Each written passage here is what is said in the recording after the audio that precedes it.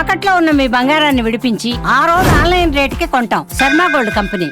మాజీ మంత్రి వైఎస్ఆర్సీపీ నాయకుడు కొడాలి నానికి తీవ్ర అస్వస్థతకు గురైనట్లుగా తెలుస్తోంది. దీంతో గమనించిన కుటుంబ సభ్యులు వెంటనే ఆయన ఆసుపత్రికి తరలించారు. ప్రస్తుతం ఆయన ఏఐజీ ఆసుపత్రిలో చికిత్స పొందుతున్నట్లుగా సమాచారం.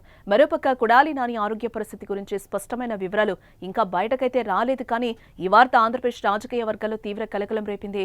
గుడివాడ నియోజకవర్గానికి చెందిన ఈ సీనియర్ నాయకుడు గతంలో వైఎస్ జగన్మోహన్ రెడ్డి ప్రభుత్వంలో మంత్రిగా పనిచేసిన విషయం మనకు తెలిసిందే. కొడాలి నాని గత కొంతకాలంగా రాజకీయ కార్యకలాపాల్లో తక్కువగా కనిపిస్తున్నారు.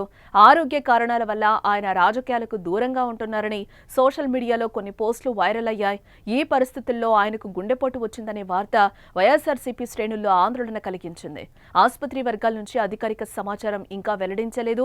ఇక ఆయనను వెంటనే ఇంటెన్సివ్ కేర్ యూనిట్ లో చేర్చి చికిత్స అందిస్తున్నట్లుగా తెలుస్తోంది. మరోపక్క ఈ వార్త తెలియగానే నాని కుటుంబ సభ్యులకు ధైర్యం చెప్పేందుకు వైసీపీ శ్రేణులు ఆసుపత్రి వద్దకు చేరుకుంటున్నట్లుగా సమాచారం. అయితే గతంలో కూడా ఇలానే కొడాలి నాని తీవ్ర అస్వస్థకు గురయ్యారు. గతంలో తన నివాసంలో నందివాడ మండల వైసీపీ నాయకులతో మాట్లాడుతూ సోఫాలోనే ఒక్కసారిగా కొడాలి కుప్పకూలిపోయారు. దీంతో అప్రమత్తమైన నేతలు గన్మెన్లు సపర్యలు చేసి వైద్యులకు సమాచారం అయితే అందించారు.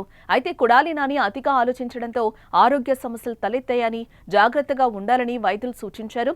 ఇప్పుడు ఇలా మరోసారి అస్వస్థతతో కుప్పకూలడంతో వైసీపీ శ్రేణులు, అభిమానులు ఆందోళన వ్యక్తం చేస్తున్నారు.